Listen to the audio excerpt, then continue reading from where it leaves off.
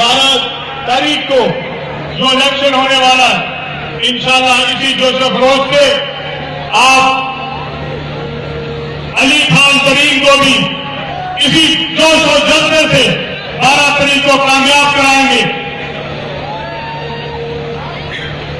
2 साल पहले जब मैं लोधरा आया और लोधरा में कैंपेन कर रहा था, मैंने ऐसी जगह देखी है जहां लोग कई मीलों का सफर करके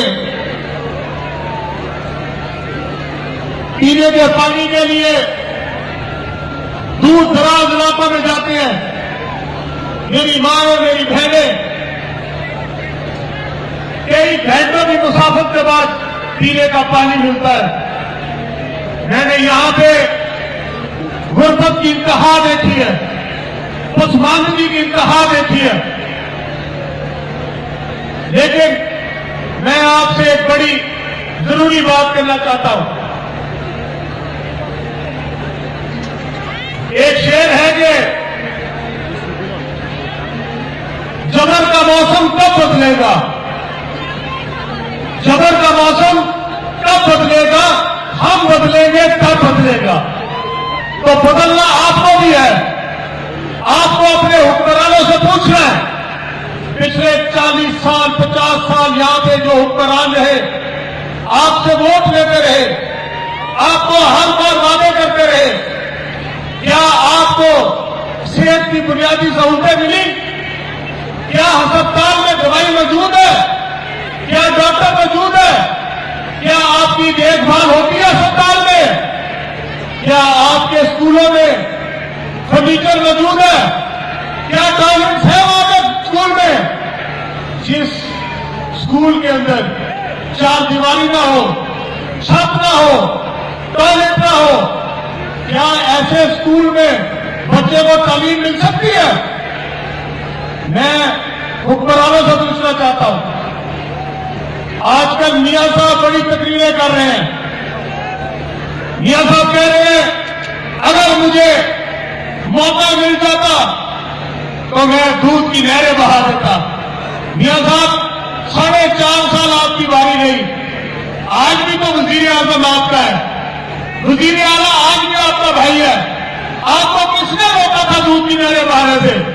4.5 साल तक आप वजीर आजम पाकिस्तान में, किसने रोका था लोगों की मुश्किलात दूर करने से? ये अस्पताल क्यों नहीं बनाए? बुनियादी सहूलतें क्यों नहीं आवाम में पहुंचाई? आपने लोगों के लिए रोजगार के मौके क्यों नहीं पैदा किए? आप में से कितने नौजवान हैं जो बेरोजगार हैं? अगर ये 80 अरब रुपया आवाम का लगता, मैं अपने भाइयों को, लोकना के भाइयों को बताना चाहता हूं, अपनी बहनों को बताना चाहता हूं कि गरीब आदमी की हालत लाहौर शहर में भी आपसे मुख्तलिफ नहीं है। लाहौर में आज भी लोग पीने के साफ पानी को तरसते हैं। लाहौर में 80% लोग आज भी गटर का पानी पीते हैं। आज भी लाहौर में एक बेड के ऊपर अस्पताल में गए 4 मरीज बैठे हुए हैं। आज भी मेरी बहनें, मेरी माएं लाहौर शहर में अपने बच्चों को सड़कों पे जन्म दे रही हैं। लाहौर के गरीब आवाम के लिए भी कोई खुशखबरी नहीं है और लोधरा के आवाम के लिए भी कोई खुशखबरी नहीं है।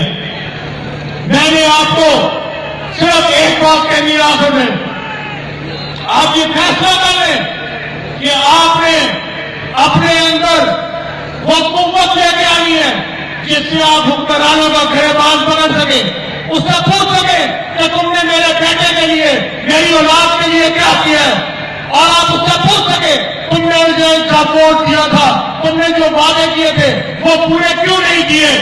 आप पिछले 40 साल जहां पे जिनको वोट देते रहे हैं, आज उनसे पूछ सके कि 40 साल हमारे बच्चों के लिए तुमने क्या किया? तुमने ये 40 साल हमारे बच्चों का मुस्तकबिल क्यों नहीं रोशन किया? मुझे उम्मीद है कि जिस दिन आवाम ये फैसला कर लेगी कि वो हुक्मरानों का गिरबान पकड़े, उस दिन हुक्मरानों में जरूरत नहीं रहेगी कि वो आपकी मर्जी के खिलाफ कुछ कर सके। ये मियां साहब की साजिश जो मियां साहब को नजर आती है, मियां साहब ये साजिश आपके खिलाफ नहीं हुई, आपने इस अवाम के खिलाफ की है। पिछले 30 साल से आप पंजाब में हुक्मरान हैं। आप बताएं आपने पंजाब की आवाम को क्या दिया?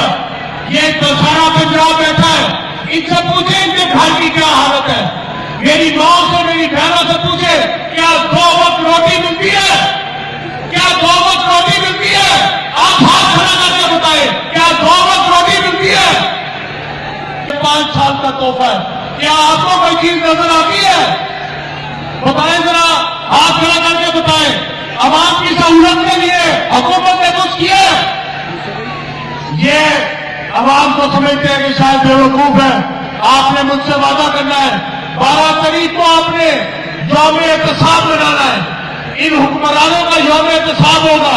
इनको पता चल जाना चाहिए कि अवाम की ताकत सबसे बड़ी ताकत है। अल्लाह के बाद अगर कोई ताकत है तो ये अवाम की ताकत है। आप जहांगीर खान तरीन के साथ, अली खान तरीन के साथ 12 तारीख को बल्ले पे मोहर लगाएंगे? जरा हाथ खड़े करके बताएं, बल्ले पे मोहर